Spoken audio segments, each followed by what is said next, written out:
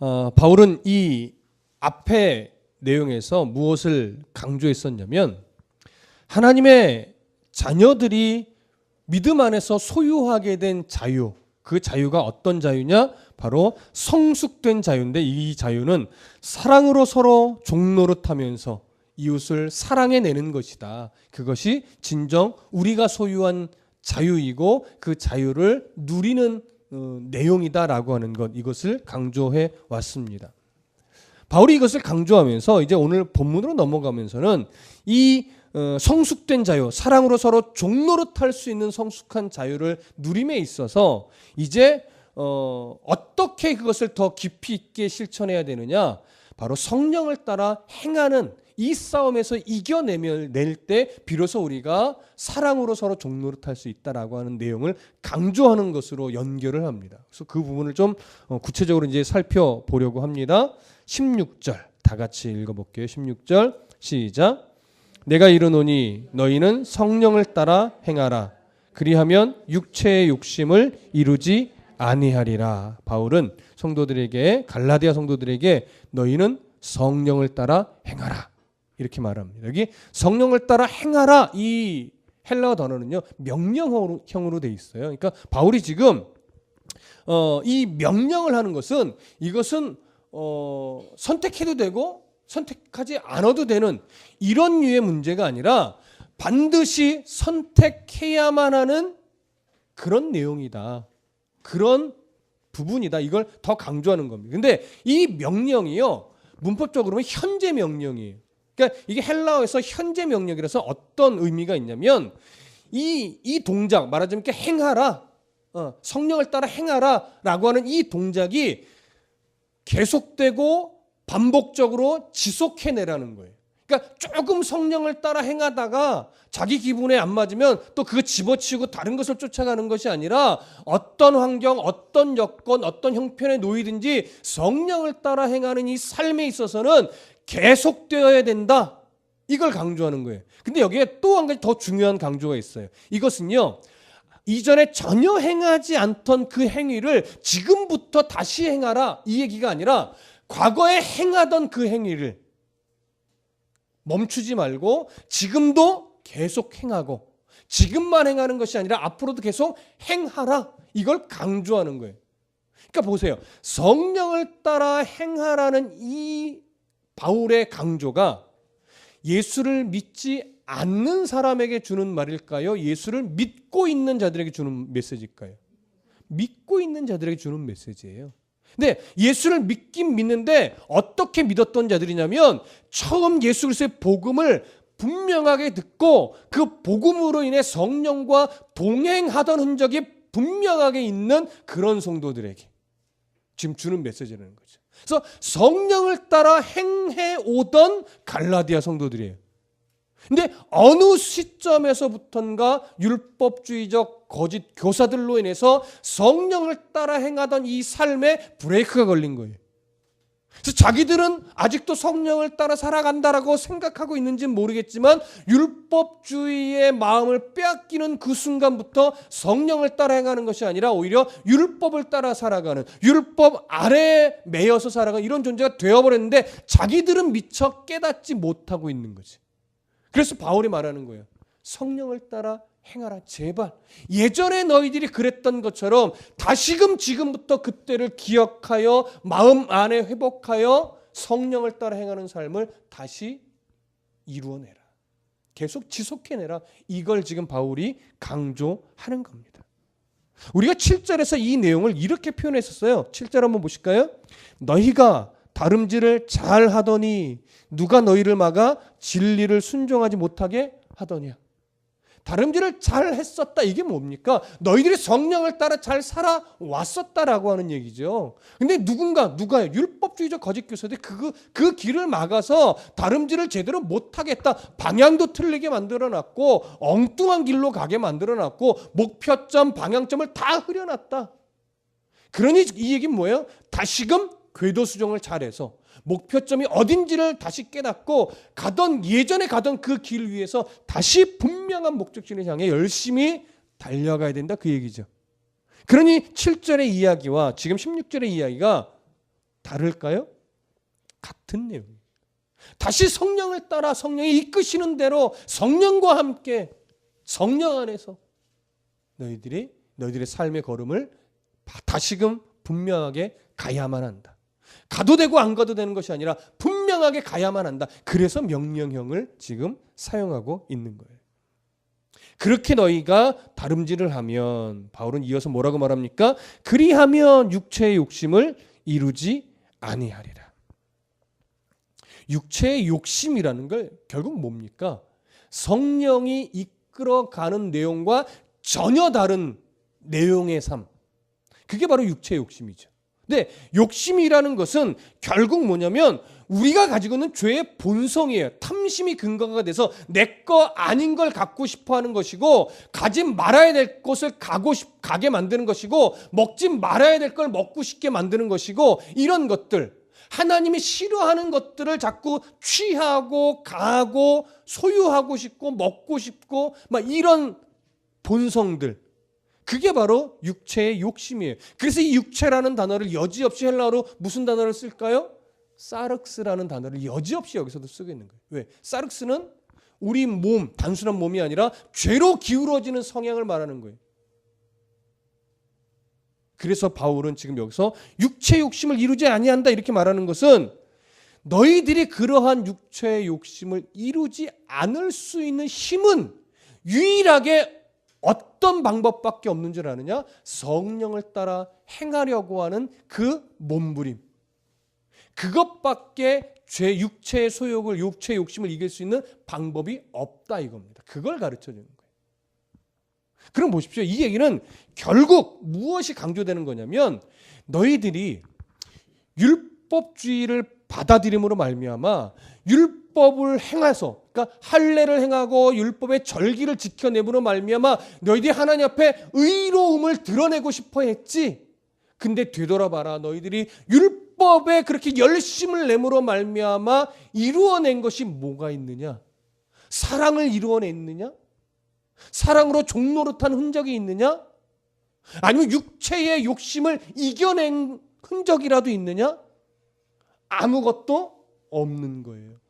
사랑으로 종노릇하는 흔적도 없어요. 육체의 욕심을 이겨낸 정말 거룩한 성도의 모습도 없는 거예요. 오히려 그 율법은 나로 하여금 율법에는 열심을 내게 했지만, 그 율법을 그대로 행하지 못하는 자를 향해서 뭘 날렸다고요? 정죄의 칼날을 들이댔다고요. 너 왜 그렇게 기도를 안 해? 너 왜 그렇게 예수를 믿는다는 그 교회의 생활 자체가 이것도 틀렸고 저것도 연약하고 이것도 아니고, 그러면서 자꾸 뭐야? 나는 거룩한데 너는 왜 거룩하지 않느냐는 종교적 칼날을 자꾸 들이내면서 사랑으로 종노릇하는 것이 아니라 나만 우월해, 이걸 자꾸 드러내게 되었던 거죠. 그러니까 관계가 깨지죠. 관계가 깨지니까 교회가 어그러지죠. 그러니까 교회 안에 사랑이 없고 냉랭해지는 거죠. 그러다 보면 이것도 깨지고 저것도 깨지고 다 깨지는 거예요. 바울이 그걸 말하는 거예요. 너희들 육체의 욕심을 이겨내서 율법을 지켜서 정말 거룩해진 내용이 뭐가 있냐? 바울은 없다라고 하는 거죠. 사람의 노력으로는 있을 수 없다. 이게 불가능하다. 그러니까 육체의 욕심을 이겨낼 수 있는 유일한 방법이 뭐냐? 성령을 따라 행하려고 하는 그 씨름, 성령 안에서 살아가려고 하는 그 노력, 성령이 무엇을 가르치는지 예민하게 바라보려고 늘 무릎 꿇는 그 자세, 말씀을 바로 알아서 하나님의 중심이 무엇인지를 놓치지 않으려고 하는 끊임없는 애씀, 넘어졌을 때 내가 왜 이랬을까 가슴을 치며 통곡할 줄 아는 성도의 마음 자세, 그런 자세들이 모여서 결국은 성령을 따라 살아가는 힘이 되는 것이고, 그럴 때 나는 모르지만 결국 되돌아보니 사랑으로 종노릇할 수 있는 힘이 있었고, 형제와 형제가 하나 되는 일에 내가 그 자리에 중심적인 역할을 하고 있었고, 그래서 결국 하나님이 기뻐하는 삶의 흔적들을 만들어냈고, 이걸 알게 되고 깨닫게 되고 보게 되는 거예요. 이게 바로 육체 욕심을 이겨내는 비결이고 유일한 방법인 겁니다. 바울은 지금 그걸 강조하는 거죠. 그래서 이제 바울은 17절로 넘어가면서 왜 자신이 성령을 따라 행하는 삶을 이렇게 강조했는지 그 이유를 조금 더 피력을 합니다. 17절 다 같이 읽어볼까요? 함께 읽습니다. 시작. 육체의 소욕은 성령을 거스르고 성령은 육체를 거스르나니 이 둘이 서로 대적함으로 너희가 원하는 것을 하지 못하게 하려 함이니라. 자, 17절 문장이 그렇게 어렵지는 않습니다. 특히 육체의 소욕은 성령을 거스르고, 이거 어렵지 않죠? 당연한 거잖아요. 우리가 마음에 자꾸 일어나는 탐심으로 인한 육체의 소욕으로 일어나는 자꾸 욕심의 내용들, 그건 성령이 주시는 마음이 아닌 거예요. 성령은 자꾸 야 그런 욕심 갖지 마. 그거 다 하나님이 기뻐하는 거 아니야. 다 신앙의 양심으로 지적해 주죠. 그러니까 육체의 소욕은 성령이 주시는 마음과 뭐 할 수밖에 없어요? 부딪힐 수밖에 없어요. 충돌이 될 수밖에 없어요. 거꾸로 성령은 육체를 거스려요. 성령이 이끌어가는 마음은요, 어떤 것은 참 좋기는 하지만 어떤 것은 되게 부담스러워요. 어쩔 때는 이걸 해야 되는 건 아는데 하고 싶지 않아요.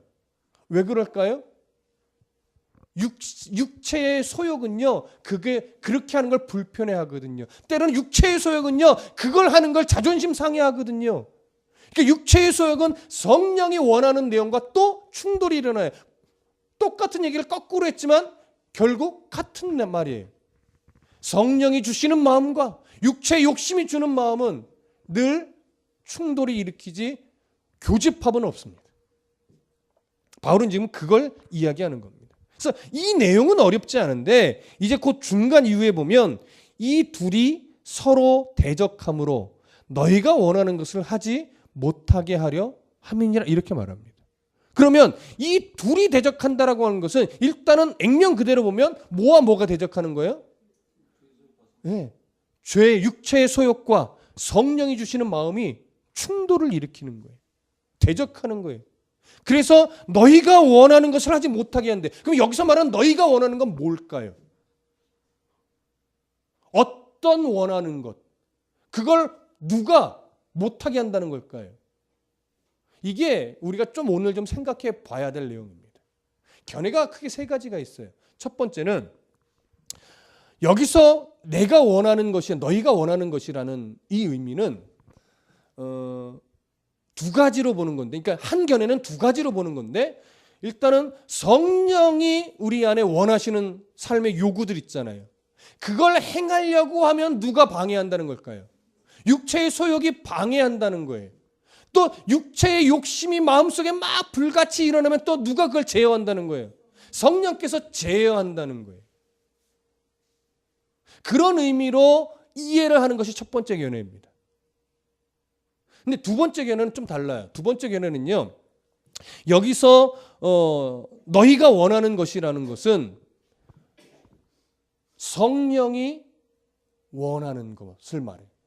그러니까 성령이 원하는 것만을 의미한다. 그래서 성령이 우리 마음에 원하는 것을 일으키고 요구할 때 그것을 누가 방해한다? 육체의 욕심이 방해한다. 이렇게 보는 거예요. 또 세 번째 견해는 그것은 그런 것이 아니라 우리 마음에 일어나는 육체의 욕심을 말하는 거다. 육체의 욕심, 탐심이 마음에 막 끌어일어날 때 그것을 누가 제어시킨다? 성령이 제어하여 못하게 한다. 이런 의미로 보는 거예요. 그러니까 세 가지가 다 우리가 알고 있는 내용을 가지고 있지만 첫 번째 견해는 둘 다 있다. 아니면 두 번째 견해는 이것은 성령이 원하는 걸 육체의 욕심이 방해한다는 의미다. 세 번째는 아니다. 육체의 욕심을 성령이 제어시킨다는 의미다. 이렇게 보는 거예요.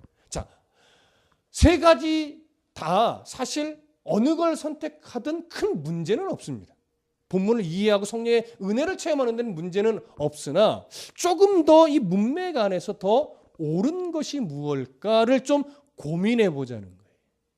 자, 그러면 하나씩 조금 점검을 해 보도록 하겠습니다. 자, 첫 번째 견해는 뭐라고 말씀드렸죠? 두 가지가 다 있다고 그랬죠. 성령의 어떤 요구하심을 육체의 욕심이 자꾸 방해를 하고, 육체의 욕심이 막 일어날 때는 성령의 제어하는 두 가지를 다 의미한다라고 보는 건데, 이 견해로 봐도 전혀 문제가 되지는 않으나 한 두 가지 정도의 문제점이 조금 생겨요. 뭐가 문제점이 있냐면 첫 번째는 17절을 감싸고 있는 16절과 18절을 보면 16절에서는 무엇을 강조하는 내용이에요? 육체의 욕심을 막을 유일한 방법이 뭐라고 제시하고 있어요? 성령을 따라 행하는 것. 그것만 지금 강조하고 있단 말이에요. 16절은. 18절도 보시면 너희가 만일 성령의 인도하시는 바가 되면 율법 아래 있지 않다. 무엇이 강조돼요? 성령만이 우리가 율법적인 삶을 내려놓을 수 있는 유일한 방법이다. 율법 아래 종노릇하지 않을 수 있는 유일한 방법이 바로 성령이시다. 이걸 강조하잖아요. 이렇게 감싸고 있는 앞절과 뒷절의 내용을 본다면 가운데 있는 절도 똑같이 뭘 따라가는 게 더 자연스러워요? 성령만 강조되는 것으로 보는 것이 오히려 더 자연스럽다라고 하는 거죠. 그러니까 이러한 첫 번째 문제점이 하나 생기는 거고 두 번째 문제점이 있어요. 이거 잘 들으셔야 돼요. 육체의 욕심과 말하면 죄성이죠. 또 다른 말로 하면 사단이라고도 말할 수 있어요. 이 육체의 욕심, 죄성 이런 것들이 성령 하나님과 팽팽하게 대적을 이룰 수 있나요? 대적이 안 되죠. 그러면 오늘 17절에 이 둘이 서로 대적한다. 이 표현은 성령과 우리의 죄성이 대적하는 걸까요? 아니면 성령의 요구와 육체의 욕심의 요구가 우리 마음 안에서 일어날 때 사람이 갈등하는 걸까요? 성령 하나님이 대적하는 것이 아니라 그 마음이 우리 사람 안에 둘 다 깨달아질 때 사람의 이 죄성이 갈등을 일으키는 걸 이렇게 표현한 것이지 정말 성령 하나님과 죄성이 팽팽하게 대결을 하다가 어쩔 때는 죄성이 성령을 방해하여 성령이 하시는 일을 막고 어쩔 때는 성령에 이겨서 죄성을 제어하고 이런 건 아니라는 거예요. 그렇게 되면 팽팽한 대결이 되는 거죠. 요한계시록에 가봐도 계속해서 요한계시록에서 강조되는 것이 뭐냐면 사단의 세력과 하나님이 종말에는 팽팽한 대결 구도를 가다가 결국 하나님이 사단을 이긴다. 이건 요한계시록의 메시지가 아니란 말이에요. 요한계시록은요 사단과 하나님이 팽팽한 대결 구도가 아니에요. 종말을 하나님이 뜻대로 자신의 계획대로 결국 매듭을 지을 텐데 결국 그 매듭을 짓는 악한 도구로 사단도 쓰임받는 그런 피조물일 뿐이라는 게 강조되는 것이지 잘못된 종말론이 자꾸 팽팽한 대결처럼 떠들어대니까 종말 생각하면 자꾸 뭐가 생겨요? 마음에? 두려움이 생겨요. 저러다 혹 사단이 이기는 거 아니야? 아니면 저렇게 팽팽하게 대결 구도 가운데 내가 마음을 잘못 쓰면 또 좀 혼란에 내가 들어가게 되는 것 아니야? 이런 식의 잘못된 종말론을 갖게 되거든요. 팽팽한 대결이 될 수가 없습니다. 오늘 본문에서도 마찬가지예요. 죄성과 성령 하나님의 대결이 아니라 성령 하나님은 인격적으로 우리를 대우하시기 때문에 계속 푸시하신단 말이에요. 기다려주신단 말이에요. 어거지로 우리를 바꿔내는 분이 아니라 너 그거 틀렸어. 너 그거 아니야. 내가 기다려줄게. 너 왜 아직도 못 깨닫니? 계속 설득하고 얼르고 달래면서 깨닫도록 우리 신앙의 양심에 계속 푸시를 해주는 거예요. 찔러주는 거예요. 그런데 문제는 뭐냐면 연약한 우리예요. 우리가 갈등을 하는 거예요. 성령 하나님 마음 주실 때 이게 맞지? 단호하게 끊어내면 되는데 우리의 욕심이요. 가지고 싶어서 누리고 싶어서 거기에 가고 싶어서 스스로 갈등하는 거예요. 이런 시각으로 본다면 오늘 첫 번째 견해는 약간 문제가 있을 수 있습니다. 이해되시죠?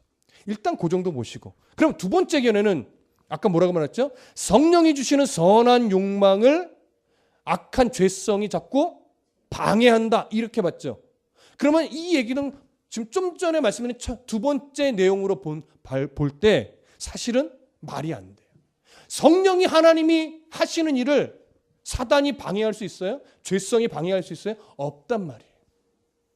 그래서 좀 무리하게 여겨지는 거예요. 물론 이걸 우리 안에 갈등으로 이해를 한다면 뭐 그럴 수는 있어요.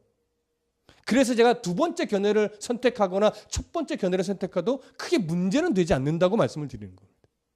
그럼 세 번째 견해는 뭐라고 말씀드렸죠? 우리 안에 죄성이 자꾸 죄의 욕구가 일어날 때 누가 그걸 제어해 주신다? 성령 하나님이 제어해 주신다. 이렇게 보면 아까 말씀드린 첫 번째 16절과 18절에 감싸는 내용과 연결선상에도 크게 문제가 안 되고, 또 성령과 죄성이 대립구도가 성립될 수 없다라고 하는 전제에도 부합하고, 그래서 저는 개인적으로 세 번째 견해가 옳다고 여겨집니다. 여러분들도 잘 생각해 보셔서 이게 더 낫겠다 판단하시면 돼요. 이건 어떤 걸 선택하든 크게 문제가 되지 않기 때문에. 그러나 결국 더 중요한 건 뭐예요? 죄성의 문제는, 육체의 욕심의 문제는 우리 안에 내 욕심으로 인한 갈등이지 성령과 사단과의 대결은 아니라는 거예요. 그게 가장 중요한 겁니다. 자, 그러면 그렇기 때문에 우리가 왜 성령을 따라 행해야 합니까? 우리 안에 일어나는 수많은 악한 탐심의 욕구들, 그거는요 고행을 한다고 이길 수 있는 것도 아니고 수도원에 들어간다고 이길 수 있는 것도 아닙니다. 철저하게 나의 모든 생각과 판단과 나의 욕심을 성령 하나님께 내어 맡기는 싸움을 통해서 조금씩 이루어져 가는 거예요. 우리는 그걸 절대 놓치시면 안 됩니다. 우리는 평생 이 갈등을 가지고 살 겁니다. 평생 주님 부르실 때까지 이 갈등을 갖고 살아요. 안 그럴 수가 없어요. 그런데 이 갈등을 가지고 평생을 살아나가는 과정 중에 어떤 사람은 치열하게 이런 욕심을 하나님 앞에 내어 맡기려고 성경 공부를 하고 예배를 드리고 엎드려 기도하고 하나님이 내게 뭘 원하실지를 늘 고민하면서 하루하루 넘어지더라도 씨름을 해낸다면 그 성도는 한 해 지나 두 해 지나 또 10년 지나 20년이 지날 때 조금씩 성숙해지는 자기를 발견하게 돼요. 완벽할 수는 없어요. 근데 이 씨름을 안 하면 10년이 지나도 그 자리고, 신앙이 20년이 지나도 그 자리고, 늘 하나님은 그냥 내게 복 주시는 하나님으로만 여기지 나의 욕구, 내 욕심을 이루는 도구로서 알라딘의 램프와 같은 역할의 하나님으로만 여기지 정말로 나를 쳐서 복종시켜서 하나님의 뜻에 순종하게 하는, 하나님 나라의 백성의 가치를 가지고 살아가게 만드는 그런 전능하신 하나님으로 여기지는 못한다는 거지. 그러면 하나님 앞에 마지막 때 하나님 앞에 우리가 딱 섰을 때 누구의 마음이 정말 풍요로울까요? 하나님을 늘 이용해서 이 땅에서 떵떵거리고 살았지만 그리스도인다운 삶의 흔적이 없는 사람은 이 땅에서 수십억 원을 수백억 원을 갖고 좋은 것 먹고 좋은 데 가며 좋은 차 타고 살았어도 구원은 받을 수 있을지 모르나 하나님 앞에 섰을 때 정말 그 마음이 풍요로울까요? 우월의 문제를 말하는 건 아니지만 하나님 앞에 참 죄송할 겁니다. 구원의 감격과 감사는 있겠지만 참으로 부끄러울 거예요. 내가 왜 젊은 시절 하나님 앞에 내 인생을 바르게 드리지 못했는가. 근데 비록 이 땅에서 어려운 시절을 수없이 넘기고 참으로 답답한 시절이 많이 있었다 할지라도 내가 하나님의 자녀로 살려고 참으로 몸부림치는 흔적이 있었다면 이 땅에서는 자존심 상하는 일이 많고 이 땅에서는 좀 먹먹한 순간들이 너무나 많이 있었을지 몰라도 하나님 앞에 딱 섰을 때 그 사람은 그 마음이 얼마나 풍요로울까요? 얼마나 영광스러울까요? 여러분, 저는 이런 마음에 하나님 앞에 섰을 때의 풍요로움, 하나님 앞에 섰을 때 영광스러움, 저는 이게 상급이라고 생각하는 사람 중에 하나입니다. 하나님 때문에 놓았던 사람, 하나님 때문에 기꺼이 낮아졌던 사람, 하나님 때문에 기꺼이 세상의 욕심을 잃어버리는 그 기쁨을 누릴 줄 알았던 사람, 하나님 때문에 기꺼이 내 자존심쯤 누르는 이 싸움을 해냈던 사람, 세상에서는 바보라고 손가락질을 받았을지 모르나 하나님 앞에서는요 그 마음의 풍요와 그 영광스러움은 이루 말로 표현할 수 없을 겁니다. 그것이 영광이에요. 그것이 상급이에요. 그것이 우리가 하나님 나라 갔을 때 받을 상급의 면류관이란 말이에요.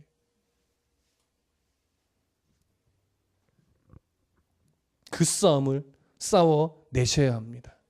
그래야 우리는 육체의 욕심을 이루지 않게 됩니다.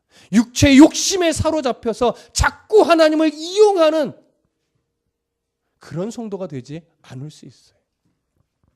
자, 마지막 18절 다 같이 읽어보겠습니다. 시작. 너희가 만일 성령의 인도하시는 바가 되면 율법 아래 있지 아니하리라.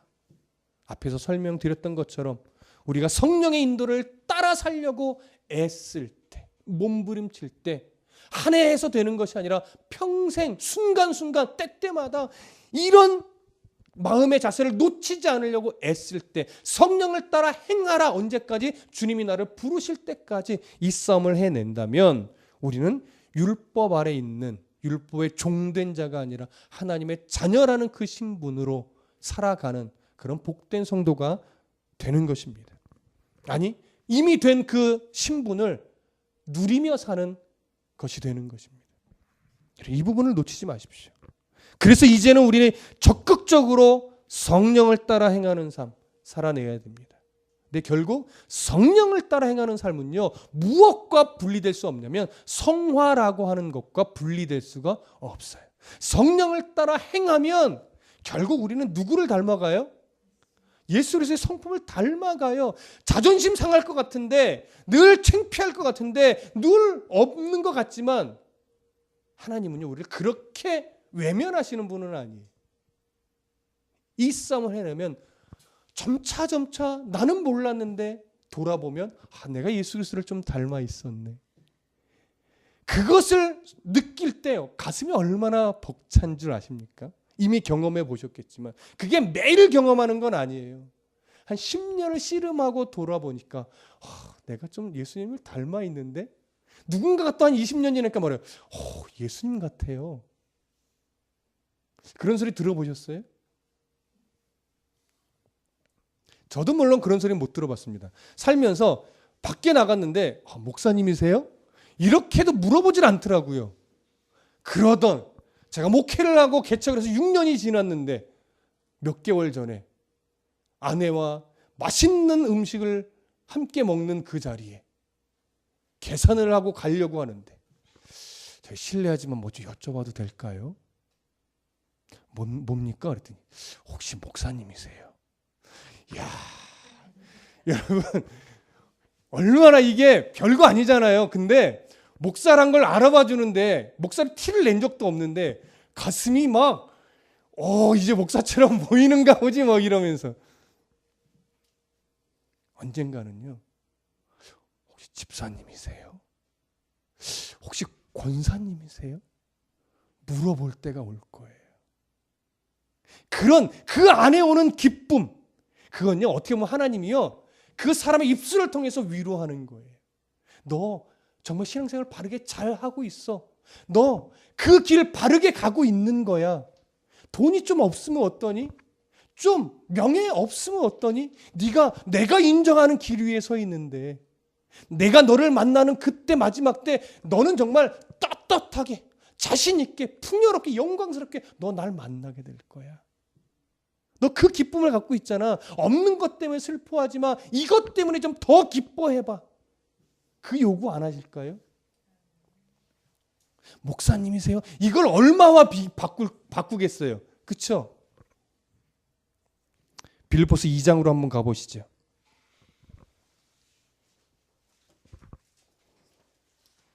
빌립보서 2장 12절부터 18절. 빌립보서 2장 12절부터 18절 우리 함께 읽어보겠습니다. 시작. 그러므로 나의 사랑하는 자들아, 너희가 나 있을 때뿐 아니라 더욱 지금 나 없을 때에도 항상 복종하여 두렵고 떨림으로 너희 구원을 이루라. 너희 안에서 행하시는 이는 하나님이시니 자기의 기쁘신 뜻을 위하여 너희에게 소원을 두고 행하게 하시나니 모든 일을 원망과 시비가 없이 하라. 이는 너희가 흠이 없고 순전하여 어그러지고 거스르는 세대 가운데서 하나님의 흠없는 자녀로 세상에서 그들 가운데 빛들로 나타내며 생명의 말씀을 밝혀 나의 다름질이 헛되지 아니하고 수고도 헛되지 아니하므로 그리스도의 날에 내가 자랑할 것이 있게 하려 함이라. 만일 너희 믿음의 재물과 섬김 위에 내가 나를 전제로 드릴지라도 나는 기뻐하고 너희 무리와 함께 기뻐하리니 이와 같이 너희도 기뻐하고 나와 함께 기뻐하라. 아멘. 여러분, 성령을 따라 행하는 이 씨름을 행할 때 우리는 하나님과 함께 기뻐할 수 있는 성도가 됩니다. 오늘 본문에서도 요구하고 있는 것처럼 12절에 나의 사랑하는 자들아 너희가 나 있을 때뿐 아니라 더욱 지금 나 없을 때도 항상 복종하여 어떻게 해요? 두렵고 떨림으로 너희 구원을 이루라. 성화적 차원의 구원을 이루라. 예수 그리스도의 성품을 닮아가는 이 일에 최선을 다하라는 거죠. 그러면서 14절 말합니다. 모든 일을 원망과 시비가 없이 하라. 오늘 본문의 의미를 좀 섞어보면 이런 거예요. 육체의 욕심이 요구하는 것에 끌려가지 말아라. 너의 말과 너의 발과 너의 행실을 육체의 욕심이 원하는 그것으로 돌려주지 말아라, 이 얘기죠. 그것이 바로 원망과 시비가 없이 하라는 것과 사실은 동일한 맥을 가지고 있는 겁니다. 그래서 하나님이 그런 씨름을 하면 16절에 생명의 말씀을 밝혀 나의 다름질이 너희들의 우리의 다름질이 헛되지 아니하고 수고도 헛되지 아니하므로 그리스도의 날에 내가 뭐 할 것이 있어요? 하나님 앞에 자랑할 것이 있어요. 이거 교만해지라는 얘기가 아닙니다. 이 자랑함이 뭐겠습니까? 우리 안에 일어나는 그 풍성한 하나님에 대한 감격, 사랑, 영광스러움, 그걸 가지고 간다는 거예요. 하나님을 만난다는 거예요. 그래서 17절 18절 만일 너희의 믿음의 재물과 섬김 위에 내가 나를 전제로 드릴지라도 나는 기뻐하고 너희 무리와 함께 기뻐하리니 이와 같이 너희도 기뻐하고 나와 함께 기뻐하라. 우린 그 기쁨을 바라보며 오늘을 살아내는 겁니다. 이런 성도다운 애씀, 육체의 일을 버리고 성령을 따라 행하려는 이 싸움을 치열하게 해내면요, 이 기쁨이 어떤 기쁨인지 알 수 있습니다. 싸우지 않으면 알 수 없어요. 피 흘리기까지 싸우라. 아직 피 흘리지 않았잖니? 피 흘리기까지 싸워봐라. 정말 피 흘리나? 정말 죽나? 내가 피 흘리기까지 싸우는 너희에게 어떤 기쁨으로 함께할지 피 흘리기까지 싸워봐야만 알 수 있다라고 하는 거죠. 오늘 이 치열한 믿음의 싸움, 치열하다고 하니까 정말 너무 처절할 것 같지만 그렇지는 않습니다. 성경이 강조하니까 이렇게 표현한 거죠. 이 믿음의 싸움 안에는요, 정말 말로 형언할 수 없는 기쁨과 감격이 있습니다. 이걸 정말 충만히 누림으로 말미암아 주님 부르실 그때까지 주 예수 그리스도의 성품을 담는 성령을 따라 행하는데 늘 기쁨으로 이 일을 이루어내시는 그런 복되고 복된 성도가 되시기를 소망합니다. 기도하겠습니다.